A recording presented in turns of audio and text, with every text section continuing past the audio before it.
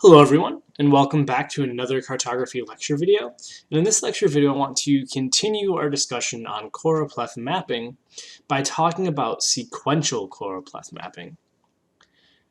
So to recap where we've left off so far, we've talked about the types of ways we communicate color. And in the previous video, we talked about qualitative choropleth mapping, where we were dealing primarily with nominal or non-classed data, where we could use hue to either create contrast between neighboring polygons with unclassed, where the color didn't actually mean anything as long as they weren't neighboring, we could have improved contrast. Or with nominal data, we could have the color indicate a class. So for example, we talked about land cover class, where we would use class to communicate, we would use color, specifically hue, to communicate different types of classes, but the idea was that we were not using value or saturation because we didn't want to imply ranking. So now what we're going to be talking about in this video, sequential, and in the next video, divergent, are the ways that we actually will use value and saturation to imply ranking, because we're going to be dealing with classified data that actually has ranking to it. Normally it's going to be dealing with interval and ratio, but occasionally you can see this applied to ordinal as well. So let's go ahead and dig right into this idea of sequential choropleth maps.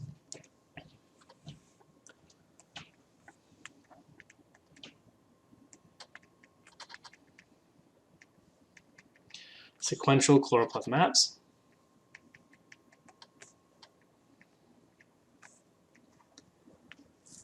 And just to recap kind of what I just said, we're going to be dealing primarily with quantitative data.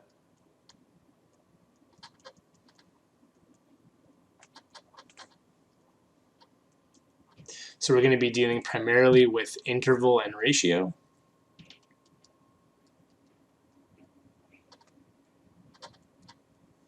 But sometimes you will see ordinal, if we want to really spend time conveying those differences between the ranks. So let's take a second and discuss what sequential choropleth mapping is doing in terms of the visual variables that it's using and how it's arranging those visual variables, or how it's organizing itself around those visual variables to communicate the intended effect. So with sequential choropleth mapping, the idea is that we're going to be dealing primarily with value and saturation as opposed to hue to convey the ranking and differences between classes where that ranking matters. So we're going to be dealing with primarily value and saturation.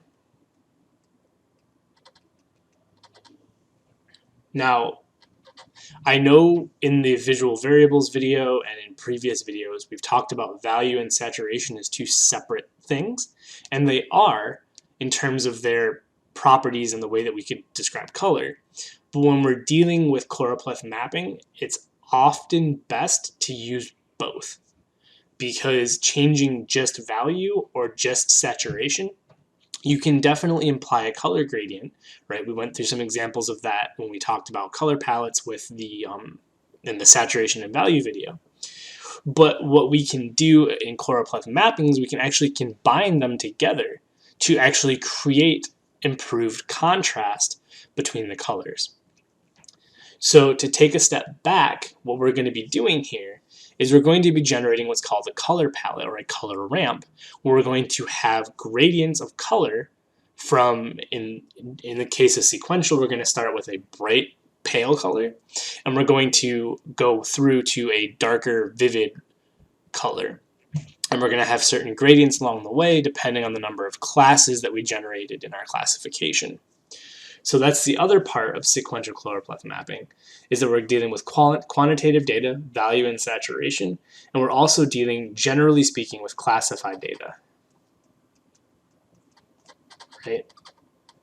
We're running our interval ratio data through a classification approach, which we've talked about in previous modules, and we're going to end up with a certain number of classes.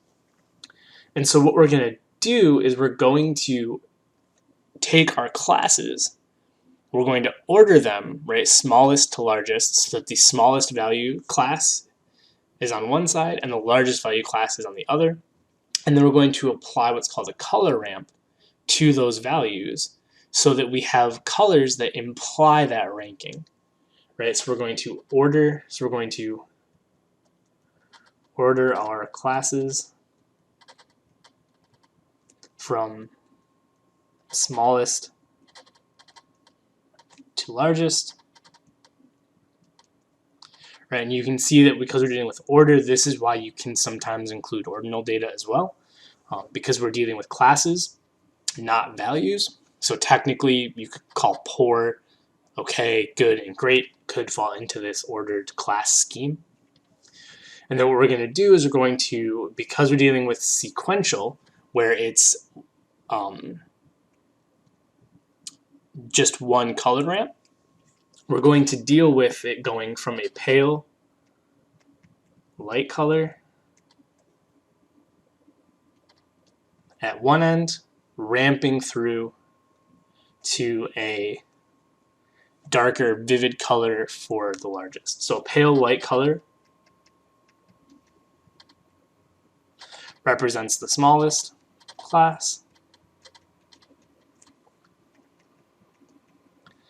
and then we ramp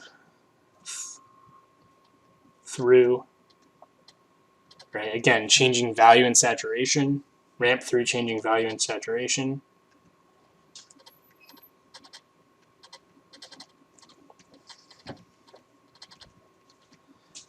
into a dark vivid color to represent the largest class.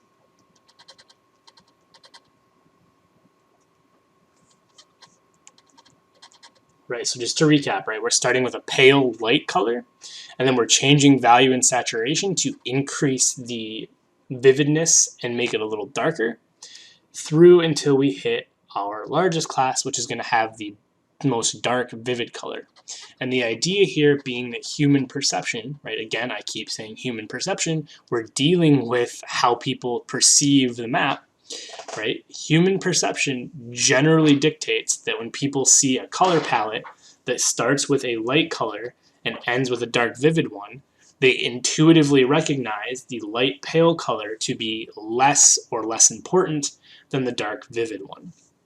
And so we're going to hijack that perception by attaching the light pale color to our smallest class and attaching the dark vivid color to our largest class, and then having some sort of ramp that gradiates through so that each class in between is going to get progressively darker and progressively more vivid. So let's take a look at what that might look like just as a quick example. So if we have our, let's make some polygons here.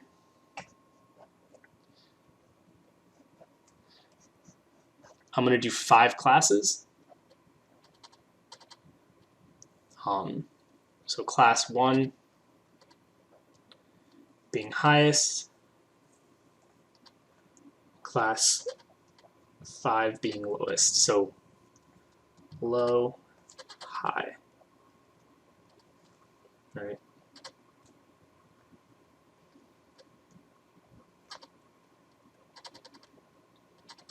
And so what I'm going to do is I'm going to go from left to right.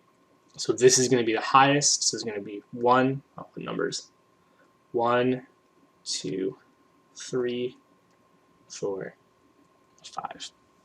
Right, so you could imagine this stretching out in all directions, repeating these classes. But for now, just one example, 1, 2, 3, 4, 5.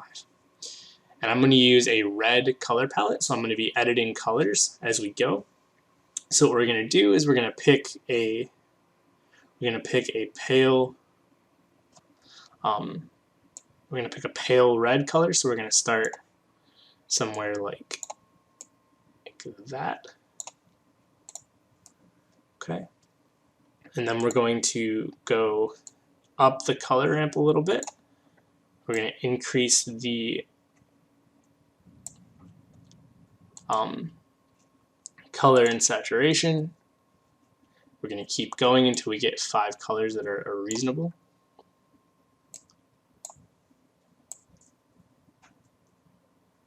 Now again, I'm just eyeballing this. This is not I would not recommend actually using this color palette. We'll talk about ways to generate color palettes in a future video.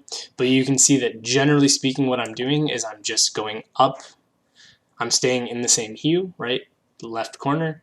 I'm increasing saturation, and they call lumens, but it's value. We're increasing saturation and value as we go.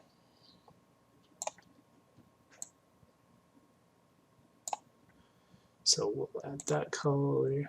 And then finally, we're going to go with a nice bright red. Okay. So because 5 is our lowest class, we would color this one with the lowest.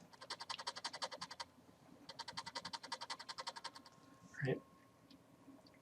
And then we would increase our color palette one step. And we would go 4 is the next lowest, right? Something like this. Right, and then we would keep going like that, increase our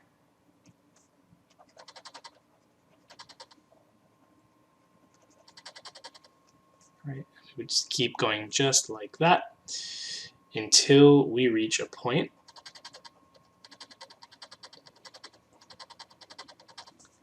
where we end up with our brightest, most vibrant color being our highest value.